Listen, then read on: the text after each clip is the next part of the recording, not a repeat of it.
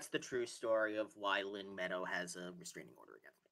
Hello. I'm Seth Christenfeld. I am the York's literary manager, and welcome to this evening's presentation of In the Pipeline, our streaming new works series. I'm the literary manager, which is an East Indian term co-opted by the British Army to mean the guy who yells at inanimate objects all day, even though he hasn't been drinking. No? Okay. That's a joke for those of you who have come to Mufties over the years. What literary manager really means is that I'm the guy who deals with all of the scripts that come in. And the York has an open submission policy, which means anyone can send us a musical, and anyone does. And sometimes the musicals are good, and we want to do something with them. That's sort of the case tonight. What we've been normally during a normal situation, we are able to do a lot of developmental readings and workshops and private readings and such to get the feel for shows. But that's been a little difficult, what with the pandemic and the flood that destroyed our space and all that kind of stuff. So last fall, a little under a year ago, we started doing these sporadic new works evenings where I bring on writers of shows that are in development and talk to them for a little bit and let them show off some of their work in development. So is it a full-scale replacement for readings? Of course not. Nothing is a full-scale replacement for readings, and nothing is a full-scale replacement for productions. But luckily, we are slowly working our way back into production. We've got some stuff coming up this fall that I will happily tell you about a little later. But for now, we are continuing to do In the Pipeline. While I have you, I don't want you to forget that we would love to get some of your money if you enjoy yourself tonight. So you can text York to 44321 to donate, or you can click the link that I'm about to put in the chat. Copy, paste, go to the comments, click, copy, enter. There, give us your money. You can click on that, and that will take you straight to the place where you can give us your money. We would like you to give us your money.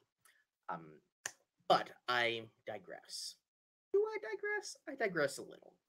Another way you can give us your money is you can bid on our charity auction. We've got some amazing stuff available through that. That is also available in the link that is in the chat. And I will tell you all about that stuff a little later as well. For now, we're going to begin tonight's program with the opening number of Existential Questions of the 21st Century by Sam Balzac. So we're going to begin with that song, and then we're going to bring up Mr. Balzac to chat for a bit. Longtime Yorkies, or not so longtime Yorkies, may remember Sam as a cast member in our Mufti presentation of 50 Million Frenchmen a few years ago. And as you'll soon discover, he is not only a very talented and funny performer, he is also a terrific writer.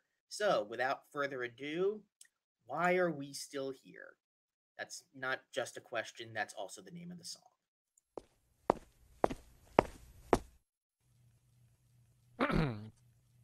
A brief history of the human race. The plague, a biblical flood, oppression and blood. We're still here. Crusades, expelling the Moor, 100-year war. We're still here. From Rome's demolition to Spain's Inquisition, the tragedies only get worse. Add Black Death and drought, and there's scant room for doubt that humanity's burdened by some kind of curse. But even with slaughter in store, through civil war, we still endure. But wait, there's more. Greed, assassination, a mass inflation, pits nation against nation, and suddenly the 20th century is in flames. From totalitarian dictators playing games, we sit on the edge of the brink of a mass eruption of superpowers launching weapons of mass destruction. Terrorists appear, we cower in fear, the rapture is near. But we're still here. Why are we still here? How can we survive with such a persistence? Does it mean there is a point to existence? We've conquered kings, controlled the rabble, built our proverbial Tower of Babel. We've soared and soured and fell and well, boy, it's been fun. But why are we still here?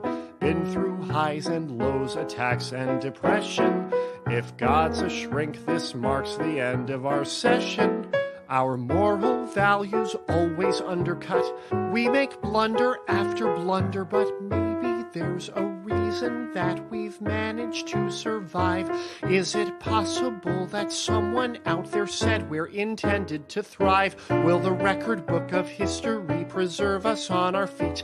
Or did someone at the keyboard pad forget to press delete? 'Cause somehow we're still here, fully conscious of our own imperfection, imminently ready for our rejection, waiting for the sea to churn up, or bracing for us all to burn up and turn to char. But here we are.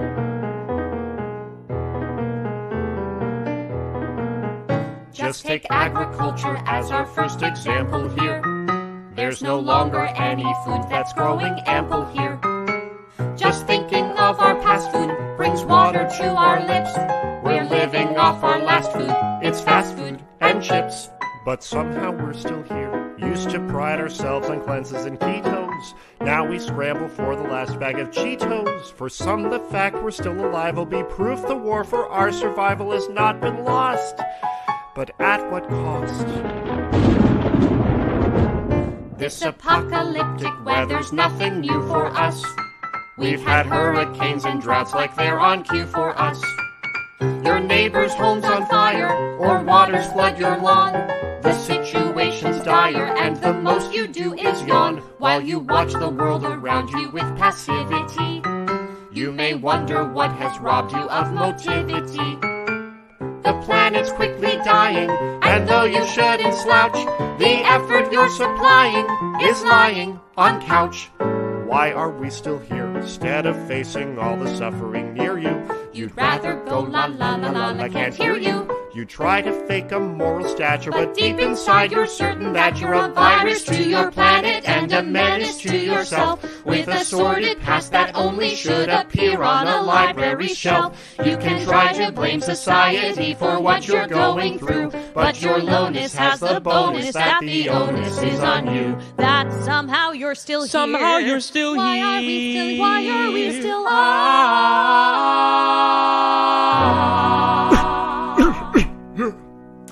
We, your species' greatest scholars,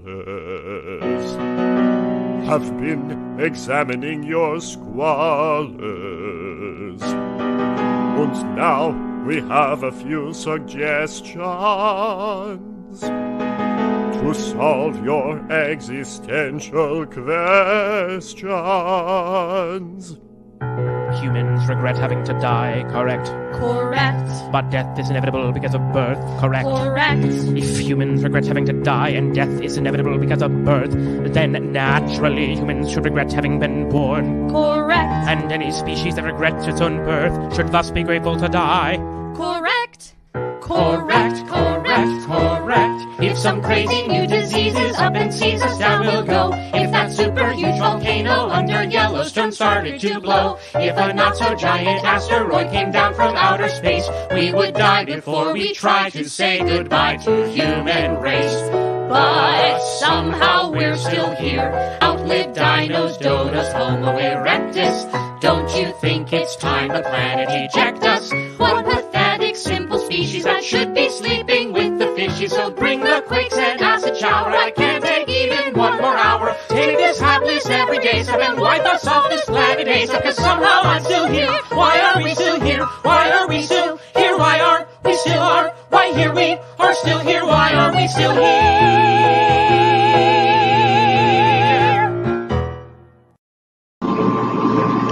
There is nothing I love like a Fury of Darkness. Oh, thank you, How are Seth. you? I'm pretty good. How are you? I am awake and I am alive, and I have eaten a salad that consisted largely of onions and cheese, so you are probably much better off not being anywhere actually in my physical presence. Very nice. Yeah. So, what inspired you to write a musical about people wishing for the apocalypse? Yeah, well, I'd say there were sort of a few things. This project has kind of been in the works for a while. I initially conceived this actually kind of pre 2016 is when I started this, and it came out of I was doing a lot of collaborations in college, and collaboration is very central to what I do. And I was writing with Fernanda Douglas, who was featured playing the piano in that recording. And I just kind of wanted to see what would happen if I wrote something by myself, like what would come out of my brain. And I knew I wanted to write something that was kind of inspired by the climate change dilemma, because it's something that was very central to me and my psychological self from an early age, and has been weighing on me, as it's been weighing on all of us. And it's something I didn't see a lot of in the world of drama, and certainly not in musical theater.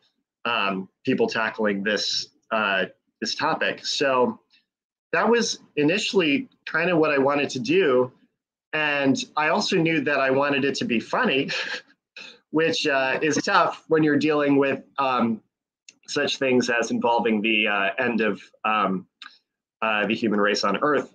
So I kind of landed on this. The initial conception of this was like just a 40-minute piece, and it was kind of this collection of songs that were existential questions. And I liked the idea of having these people in society who, in the face of climate disaster, were sort of like, well, what's the point of humanity at all? Like, what was the point of any of this? So it kind of grew out that this number, an earlier version of it, was part of the initial show, and the next number that we're gonna hear was also an early version of that, was part of that first reading. And it was sort of review-ish, but kind of with a through line of just these young professionals kind of going about their lives and sort of ignoring the apocalyptic signs that were around them until the end of the show. And then it kind of all ends and they're like, oh, was this preventable or was this not preventable? So that was kind of it does end with the world ending. Oh yeah. Alert. Yes. Pretty much every version has ended with the world ending. No, there's no curtain like the final curtain. Right. Yes. Yeah. Rosencrantz and Guildenstern are dead. So yeah. Yeah. So I've just had lots of fun working on this, and I've been excited that people, I was really terrified at that first showing, because I also handed it off to a student director and some student actors. It was kind of the end of my college years, and I was directing a different project. And so I didn't really see what they came up with. I kind of handed this piece over and was like, well, have at it. And I was really inspired by the work that they did when I saw it, and people really responded to the piece and did laugh and find it funny, which is good. So generally a good thing for a comedy, yes. Right. Yeah. So that inspired me to just keep working on it, and it's completely original. So it takes a lot of time and energy to like form these characters and figure out like what the best version of the piece is. So that's just continual work that I've been doing since then. It's always about the work. They always say, whoever it was who said musicals are never finished, they're just abandoned. Right. Yes. Yeah. So something else that ties together all three of tonight's presenters, in addition to being talented and nice and good-looking people, is that you're all performer writers. Were you performing first, or were you writing first? I was definitely performing first. from a very early age. Although my mom does have a tape of me directing a home production of Annie Get Your Gun, where I get very annoyed at my parents and my parents' friends for not doing the parts correctly. So I guess I had a creative bone fairly early on. But yeah, performing, just doing community theater, and then getting a few professional opportunities from a young age, which I was really grateful for. And I started writing in early high school, actually. Well, it's a long story, but suffice it to say, by early high school, I was starting to write music, write musicals with my mother. I was gonna say, yeah, were you roped into that by your mom? Yes, actually, yes. Long story short, yes. So we wrote a couple shows together in high school, including an adaptation of Pride and Prejudice, and another show that kind of public domain, and classic.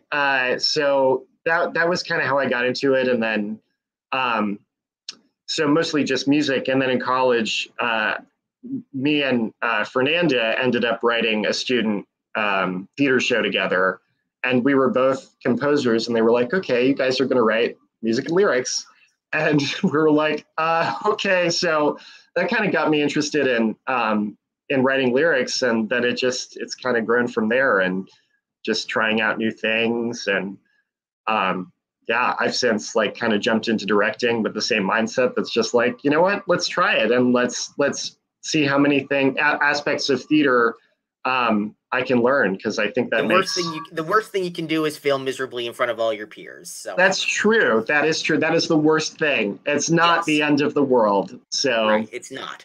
You have the end of the world. Right. So speaking of the end of the world, let's move on to the next song, which is "What Are We?" And would you give us a little bit of an introduction? Because all we've told the audience is that the show is about people waiting for the end of the world. So maybe tell them a little bit more about who these people are and where they are waiting for the end of the world. Yeah. So the characters in this show has evolved a lot. And the frame has kind of become this convention called Existence Con. And this is a convention sort of like Comic-Con, where people go, like-minded people go to celebrate the end of humanity and say, yes, it is time for us to leave this planet, and kind of indulge in that feeling. So Amy, who you're about to hear, and Brian are two activists who are sort of always at this Existence Con, telling people, no, this is not the inevitable end of all things that you're experiencing. It's corporations, it's capitalism, it's all this other stuff that's happening that's causing the end of the world, and we need to fight against it. So they're Amy is sort of the protagonist of the piece, but she and Brian are having their own issues, and she's kind of a technology addict. And they're also sort of seeing each other, but not really in a relationship. And that's where this song comes into play and kind of puts a wrench in their plans to work together at this convention. Terrific. So let's play "What Are We?"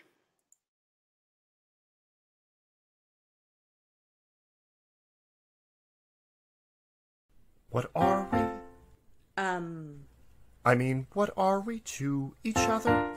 Well... Am I your boyfriend or your lover? Or a friend who sleeps in bed with you and says to you, good night? I might see you next Thursday if our schedules aren't too tight. So what are we? Just a pair of pals who always end up kissing? Is there something that I'm missing? Some coherent explanation for this funny thing we've got? May I offer an opinion? Please, give it your best shot. Well, first, you were my boyfriend, then we took a break, but then got back together when I was with Jake, so weekdays we dated, on weekends saw others. Thus we're semi-fuck buddies, have serious lovers. Fuck buddies. Yeah, fuck buddies. May I draw your attention to a document we drew up just a year ago? Oh, here we go. That the Fuck Buddy Lovers Clause is binding if both parties choose to consummate on at least a weekly date. Well, the weeks have passed, and while we drink and smoke a lot of doobies, it's been at least a month since I've laid eyes upon your boobies. Real mature. Yep, and that's not what fuck lovers do according to this subsection B of paragraph C on page 23. So what are we? What are we? Yes, what are we in a word? It's not so simple. No, by now simple sounds absurd, but we've done so well at defining things between us here thus far, so it's weird to me that suddenly we don't know what we are. We're platonic. So our sexting, that's all phony? No, ironic. So our feelings are baloney? No, I have an explanation, but you may not quite agree. I'm all ears. As long as I know what it is, it's fine by me. Well, we went back to serious. That didn't fly when we got in that orgy with Gabby and Guy. We prioritize work schedule, us time for when it fits. So we're partners since titles push friendship with benefits. Friends with benefits. Yeah, friends with benefits. Again, the terminology you use according to the rules is incorrect. It's incorrect. So I must object. You must object. It seems each party's mom or dad must have no contact with the other in this sense. In this sense. You must not meet the rents. You must not meet the rents. This condition and what we have don't have anything in common. As I saw your dad last weekend when he took me out for ramen. And that was very nice of him. The point is, that's not what plus what's it's are. Don't look too far. It's subsection 2 subsection of paragraph 2 paragraph on page 2. 31. No, page 32. So what am I? So what are you? So what are we? You don't date me, you don't do me, so quite frankly, you are really nothing to me, so don't tell me that it's worth it to keep going as we are. Cause we don't know what R is, so we're not getting very far. With no wooing and no screwing and reviewing section O, say what are we? I don't know.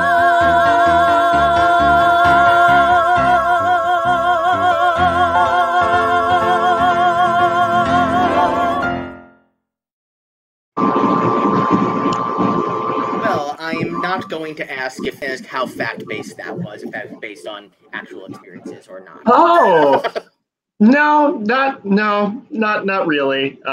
Okay. Just I don't know, inspired by general things and really just the question was like, what are we? Is such a millennial relationship question to me that I really wanted to musicalize it. So. Excellent. Here we have it. How do you think the world's going to end? You know, I'm really sort of hoping for a Murder Hornet comeback, like sort of a surprise final season, like, oh, who knew? You know, just after all this other stuff, I think it would be quite poetic. I have to say, I've been on Team Meteor for years. Nice. You know, I was looking that up. Great big meteor. I was looking that up today because of the lyric, and it turns out it's there's a low likelihood in the next 100 years that we'll get hit by an asteroid, and there's one on Saturday that's going to just pass us by. Apparently. Come on. But anyway, but no, this is delightful, and. Before I let you go, we're going to play one more song. But before that, people can find you online at sambalzac.com. And you can... That's correct. Yes, people can also find additional information about the show on Facebook at facebook.com/existential questions. Yeah. Yeah. All existential questions on Facebook will be directed to that page. So I've gotten some interesting tags and posts. As you should. But have you answered those existential questions? I don't think I have. I'm not sure. That is a good question. Perhaps another unanswerable question. Perhaps. Great. So tell us a little bit more then about this last song we're going to be hearing, which is Calling. And yeah. So I wanted to, the show is like so kind of crazy, and there are all these different characters who are very, there's like a level of kind of cartoon in all of them. Like even the activist who we're sort of rooting for has this weird technology addiction. And so I wanted to have a character to kind of ground it all and give us sort of somebody to relate to the most. And ironically, I found that character in this cult leader who worships aliens and wants aliens to like come and save her and take her off the planet. But I kind of see her as someone who has, in some ways, the most realistic look at everyone in this show, because everyone's so kind of cut up in their own thing. And this person is like, oh my, like everyone around me is crazy and I just want to get the hell out of here. So this is going to be performed by the lovely Hannah Aiken. And I just want to give a shout out to all of the performers who we've heard. We heard Molly Heller, who's kind of been working with me as a director, who I bounce ideas off of. So she was heard in the first number, and Patrick Brady, who's a really great performer. He was also featured in that first number. And now we're going to hear Hannah sing Calling. Great. Thanks for joining us, Sam, and have a great rest of your evening. Thank you. Thanks for.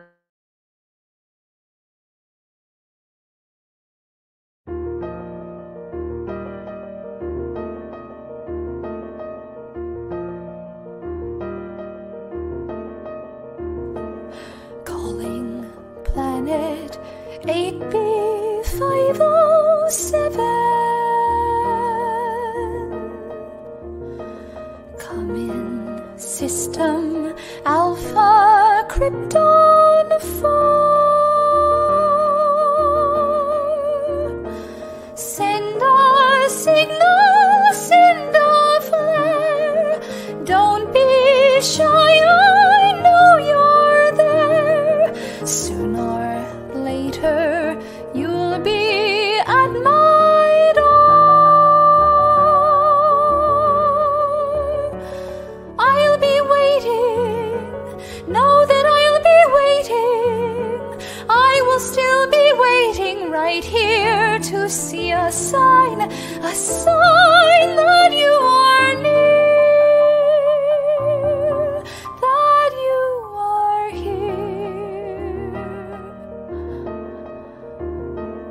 You can't fool me, 8B507. I know you've got room enough to spare. Towering trees and open land, people I can understand. Come on, 507, take me there.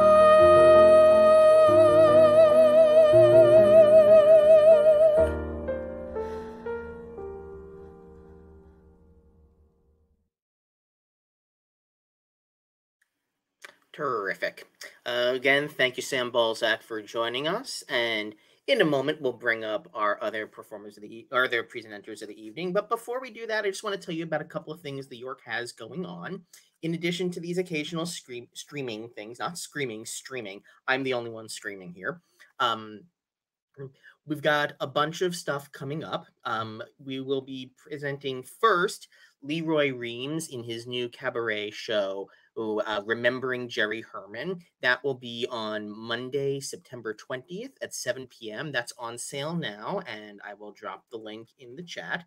And that, like our other presentations this fall, will be performed at the Theater at St. Jean, which is at 150 East 76th Street, which is basically parallel to where the York has previously been, just, 22 blocks further north. We are semi-in residence there this fall, since our usual space, where we have been for the past 20 some odd years, the theater at St. Peter's, was severely damaged in a flood last January when a water main broke. So we would love for you to join us for that. That will be an in-person event.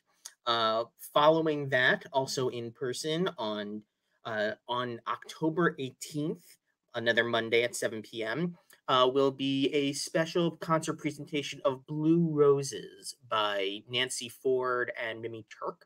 That is a musical version of The Glass Menagerie by Tennessee Williams, which sounds like a terrible idea, and it's not. It is a beautiful, beautiful show that we've had a hand in developing over the last, I don't know, however many years. It is a show that should not work, but absolutely does, and I highly recommend it. That will have a terrific cast, the people who have been developing the show over the years, which is Anita Gillette, Piper Goodeve, Jeff Crady, and Howard McGillen. And that will be Monday, October 18th at 7 p.m. Tickets are not on sale yet, but will be soon. Following that, we have our annual Oscar Hammerstein Gala, presenting the Oscar Hammerstein Award for Lifetime Achievement in the Musical Theater. This year going to the composer and lyricist team of Richard Maltby Jr. and David Shire, who have written many of your favorite songs, even if you don't realize they've written many of your favorite songs. We will also be giving the York Theater Founders Award to our board member, Lisa Loti Stein, who is a lovely person. They're all lovely people. And very talented people, and we have an insane lineup of performers scheduled to appear. I can't tell you who any of them are yet, but you have heard of all of them. You love all of them. Even the ones you haven't heard of, you have heard of and you love. And then lastly, starting on November 23rd, again at Theater at St. Jean's, we will be beginning performances of Cheek to Cheek, Irving Berlin in Hollywood, the show we were about to go into rehearsals for when everything went to hell last March. And that will be performing November 23rd through January 2nd, again at the Theater at St. Jean's, 150 East 76th Street, just east of Lexington. And that is directed and choreographed by four-time Tony nominee Randy Skinner. It is a new revuesical with a book by Barry Kleinbort, concatenating many of the great songs that Irving Berlin wrote for films, with a terrific cast of 6 singer, dancer, actors who are terrific. And then once again, I'd like to bring your attention to the What I Bid for Love auction, which I will be dropping in the chat momentarily. You can click on the link and you can see some of this, all of the great things that we are offering. But to give you an idea of some of the stuff we are selling, we are auctioning off. There is a signed portrait by Robert Mapplethorpe of the late John Simon. So you can put everyone's favorite critic on your wall. There is a script of Don't Bother Me, I Can't Cope, signed by the great and much missed, recently deceased Mickey Grant, who, if you have not read the terrific obit of her in the New York Times this morning, I highly recommend it, and you'll get some idea of what a trailblazer she was. Not that you should have to get that from an obit, because we all wish she were still with us, but that will give you an idea of what an incredible woman, performer, writer she was. We are auctioning off signed handwritten sheet music from Sheldon Harnick. And you can get Christine Petty to record your outgoing phone message as whatever diva you like, because Christine Petty can do them all. There's a lot of other stuff that we're auctioning off, and you can click on that link that's in the chat and see all of it and hopefully bid on some of it. So now that I have finished talking all about that stuff, we're going to start on the other presentation of the evening. We're going to first play the opening number of The Store Under the Portico, and then we will welcome on its authors, Robert and Cristina Farruggia.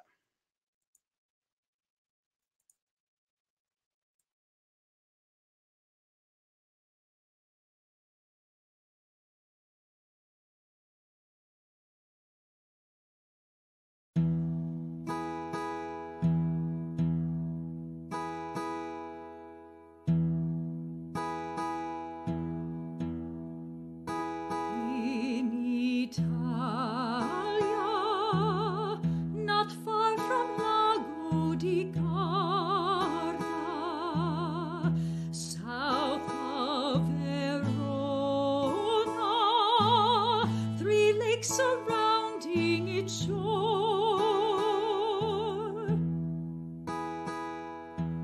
there lies a town where everything's round the corner. How we adore her, far from the frenzy of Rome. Our little town we call a home. Every Thursday il mercato once more. Just behind it lies the Rimini store. Portici surround every door. So much remains the same in Mantova. Though Firenze has great culture and fame, Virgil and the start of opera we claim. Even Shakespeare mentioned our name. Our ancient art's the heart of Mantova. But we say it's just a part of Mantova.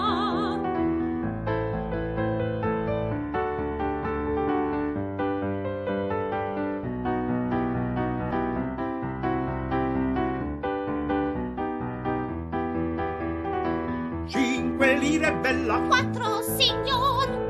Pino, get that comb and finish your chores. Laura, can you meet me at 4? You're never bored when you're in Mantova.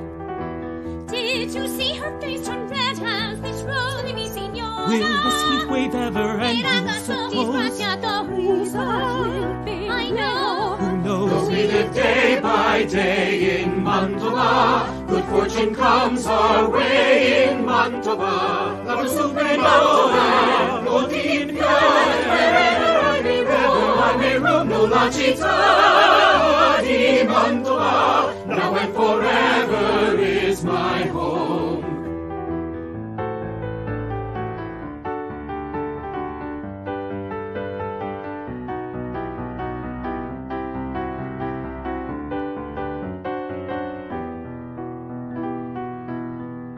There's my daughter, how she works night and day. One day soon she'll wed, for you this I pray. Who knows what may be either way? My little girl's the pearl of Mantova. I hope her dreams unfurl in Mantova. Mantova, there's San Andrea, wherever I may roam, no la città di Mantova, now and forever is my home. Go and search all of Italia, this città is truly fine. And though sometimes we get lost in the daily grind, our heart is clear, are here in Mantova. Some say that In a world that's full of chaos and war, every return here is remains again your shore. And this is to make clear as before, always remain the same, dear Mantova. And for always Mantova, no one stay ever.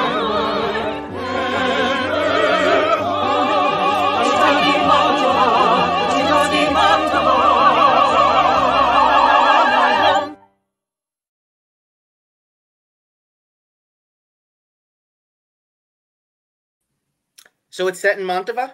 It is. You know, Rowdy, Cristina, thanks for joining us tonight. Oh my gosh, thanks for having us, Seth. No, it's a lovely opening number. It gives you a great sense of the place, and we're going to tell the people a little bit more about the show. Now, normally I ask when I have teams of writers on, I ask them, "Oh, how did you guys start writing together? Where did you meet?" And some people start writing together because they share an aesthetic or they meet in a class. You guys share parents. We do. We do, yeah. Yeah. Yeah, we're currently sharing an apartment actually at the moment. Excellent. We're in separate through the rooms. pandemic. Yeah. Yeah, so for anyone that doesn't know, we are brother and sister. And yeah, it is in a way very nice to be able to write with your sibling and that you can be very honest with them and just say it like it is and not worry about hurting people's feelings because they're family. So then how did you get started on writing musicals? Because you're also performers and you come from a very musical family. I know your parents are opera singers and voice teachers. Remember, I went to a concert a couple of years ago and you had a whole song about how it's being taught voice by your parents. Yep. Yeah. We kind of fell into it by accident, actually. We've been performing for so long, and we had done a cabaret out by our parents, and we had done like some like spoofy songs, and then we wrote like a few original pieces. And in the show, Robbie had talked about how he went to school for writing, and we were both English majors, and he had to write for his MFA. He had to write a novel, and one of our friends came up to us after the show, and she's like, "Wait, so you write books and you write songs and you're an actor and you never thought of writing your own musical?" And it was one of those things until someone actually like said it. It was like, oh yeah, that makes sense. Yeah. And so your first musical was really about a brother-sister performing team, and we did there was a show called On the Air, which we did a reading of a couple of years ago. Yeah. But you weren't in it. You wrote it, but you weren't in it. No, we weren't in it. We've been in it before, and it was a journey. It's a lot to do to be on both sides. Yeah. So what was the inspiration? So it's interesting because you've got these three shows. You got that one, you got this one, and then you got one you're developing about Hedy Lamarr, and they're all based on, to some degree, on true stories. So tell us a little bit about the true story that inspired the story Under the Portico, and then we'll play the next song. Sure. So for those who don't know, we were born in Mantova, and our nanny growing up next door to us, this is loosely based on her story during World War II.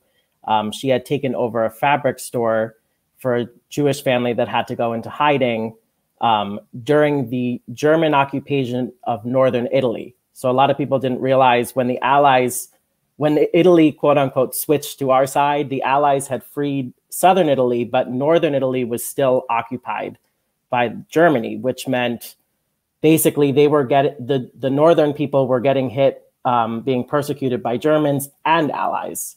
So it was a really complicated time in history, which we just found so fascinating. And, looking back at her story, we thought, this is so great. She did this wonderful, kind thing for this family, but understanding and researching the context of what was going on at the time, Italy was the world's first fascist state. So, especially for women, if you were unmarried, you paid a tax. If you didn't have children, you paid a tax. If you worked a job as a woman, you had to pay a tax. So for her to be this unmarried woman running this store that used to be owned by Jews was a huge deal. And it was just a really complicated time in history. We just wanted to kind of show that slice of life of what was going on, and the gray areas of any time you're dealing with any sort of war story. There's just a lot of nuance to it. Okay, so we'll play the next song and then we'll chat a bit more. So this next song is A Different Kind of Love, and would you mind giving us a little bit of setup for that? Sure. This is Tata's, she's the main protagonist, essentially. Her main I Want song. She's a bit older and hasn't really met anybody at this point in her life. Great, so let's play the song.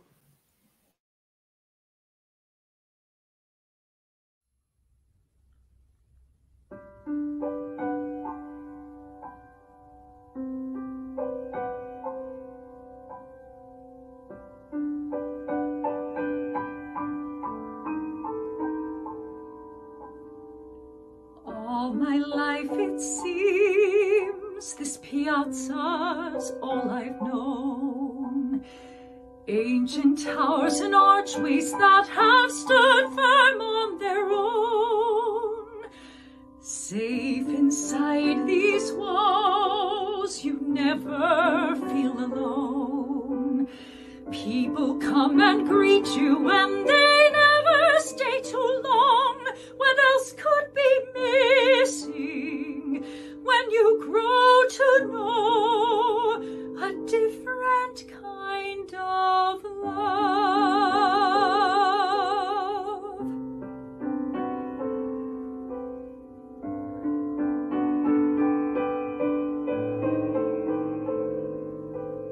Sometimes what you wished is not all that it seems.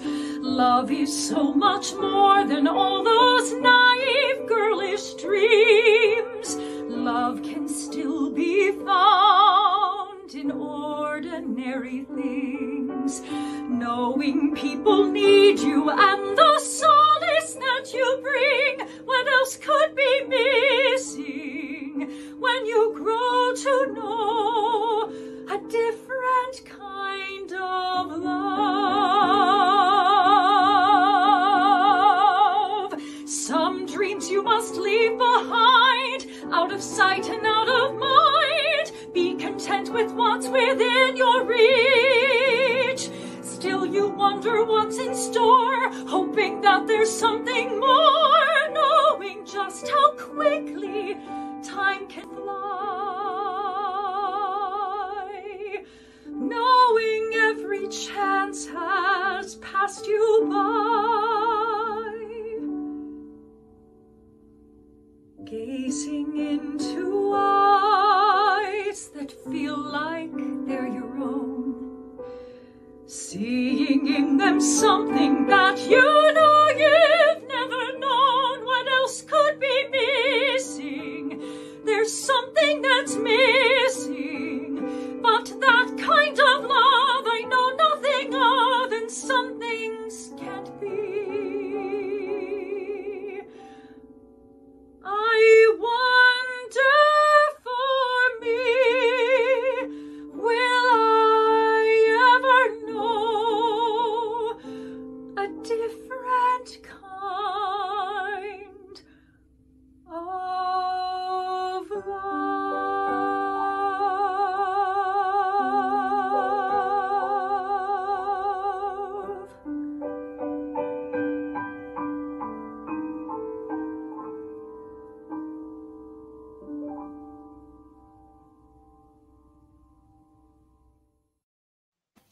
That's just lovely. Yeah. What is it that attracts you to turning true stories into musicals? No one's ever asked that before, actually. I don't know if it's really necessarily true stories that we're attracted to. I think it's more The time periods. the time periods, and we're really kind of drawn to, I guess, like female-oriented stories, or just sort of stories that showcase. I mean, I think one of the things we find really interesting about that is, number one, we love that time period of like 30s, 40s, even the 20s, but Great it's chance to always write some really lush melodies. melodies, but also it's it's a fun challenge to try to take that time period and say, okay, how do we make this relevant to today? Right. Yeah. And how do we, looking at it as 21st century writers, how are we bringing in our, what we want to say into this 20th century story, and what can we learn from the past?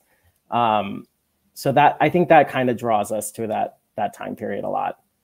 Yeah, and a lot of it is fascinating when you're looking at that era and how everything is so relevant at the same time. Yep. You're just like, like it's something that, a lot of the themes, especially in this show, are things that are very relevant to today, unfortunately, so. I will say I just also wanted to give a shout out. That was the incredible Daniela Dali, who recorded Tata for the whole demo as well. So you'll hear her throughout. Lovely voice. But that kind of leads into the next song, which is called Who Needs Them? And this one, when writing it, we were like, ooh, this is going to make some people uncomfortable.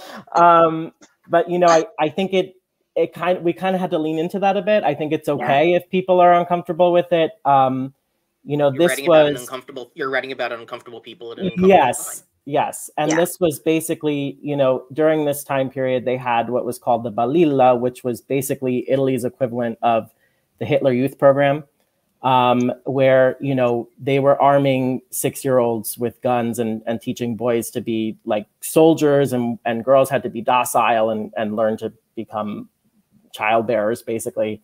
And we have a young child in the show named Pino, and he sees Tata help this cripple that came into town, and he doesn't understand why she would want to help someone that he looks at as just sort of like reaping the benefits of society and not really playing a part. And it kind of, she tries to teach him a lesson from there.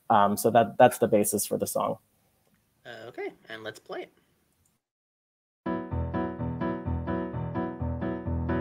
Who needs them? They have themselves to blame. Younger men all die for us while they sip on champagne. Sure, too sure, they always ask for more. We are better off without them at our door. And don't forget the Slavics and Africans. And what's wrong with Slavics and Africans? Il Duce says they're a disgrace to Italy. Africans, barbaric and uncouth. Skin as black as tar will surely scare the youngest youth. Don't forget the Slavics or the Jews. They are all the same no matter which you choose. But the Rimanis are Jewish and they're Italian. Are they? But then one day they're sent away. Now they cannot hurt you, now you needn't fear. My, who knew you'd see it through? Now it's only you. Who needs you? Dark eyes and olive skin. Had you been more Aryan, they might have kept you in. No one left to speak at your behest. Maybe I should think this over. More than just a quick once-over. The world is made of more than just a few. You see, 'cause we're them too. And to those who will not see it, who needs you?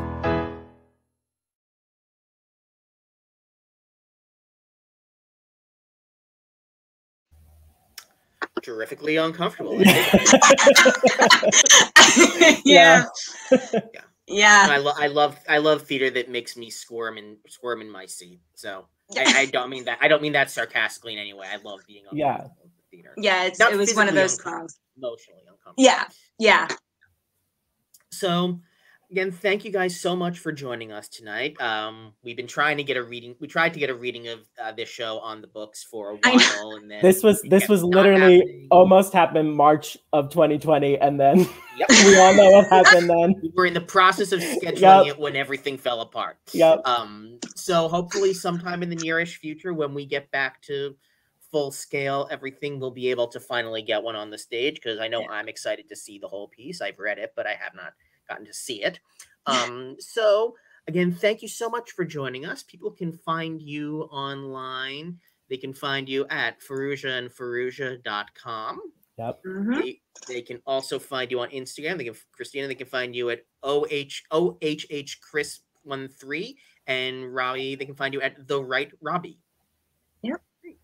So again, thank you so much, and we're going to play the people out with Spero e Vivro, which is the finale of the first act. And if you'd like to set that up a little, we'll do that, and then we'll take it from there. Cool. Robbie, you want to set it up? Sure. So spero vivrò, for people who don't speak Italian, is the basic translation is I hope and therefore I will live on. And it's, you know, at this point in the show, the Germans have just brutally killed someone, just like point blank on the street. And everyone is left sort of shocked, and just the devastation of what they've been going through as a community.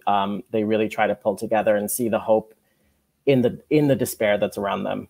So we hope you enjoy Spero vivrò. And thank you again so much for joining us tonight. Thanks for having us. Thanks, Seth.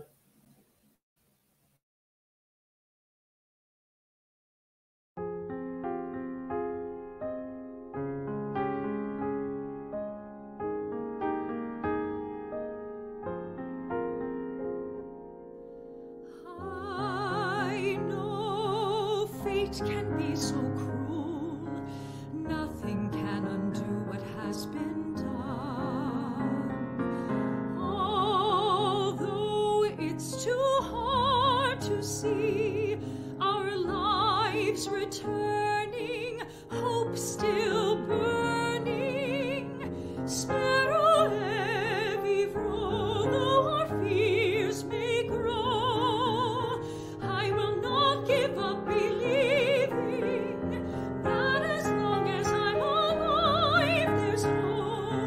This is all I ask for, spero e vivrò. I know I'm a fool to dream. Dreams chase all but I'd rather dream and live in hope to turn one's moving and so I will not look back with hope still gleaming. I'll keep dreaming. Spero e vivrò, our fears may grow. I will not give up believing that there's hope. This is all I ask for, spero e vivrò, I hope.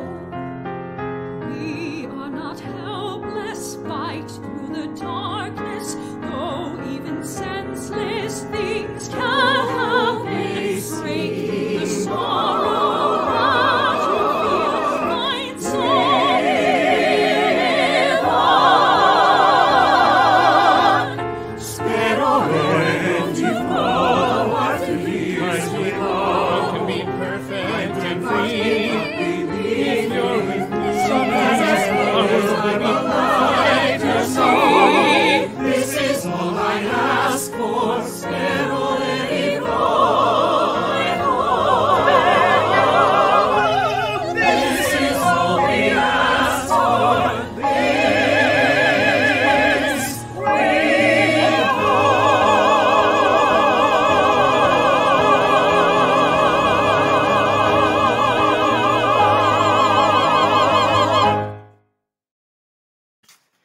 Well, thank you so much, Robbie and Cristina, for joining us. Thank you also to Sam for joining us. Thank you all of you out there, you wonderful people out there in the internet, for joining us. I know I say this every time, but one of the things that really attracted me to the York when I was in high school and started going to see shows there was the dedication to new work, because I've loved new musicals pretty much as long as I have loved musicals, which is a long time. And I like to think that in my position as literary manager, first literary coordinator, then literary manager, now literary manager, I have done a pretty good job of continuing to steward that dedication to new musicals. So I hope that I have done it justice, and I am glad you joined us tonight. Now, if you will excuse me, I have to go eat dinner. I've got leftovers waiting for me. So one more time, I will drop in the chat the various links. Come to see Leroy. Bid on our auction. Just give us your money however you'd like.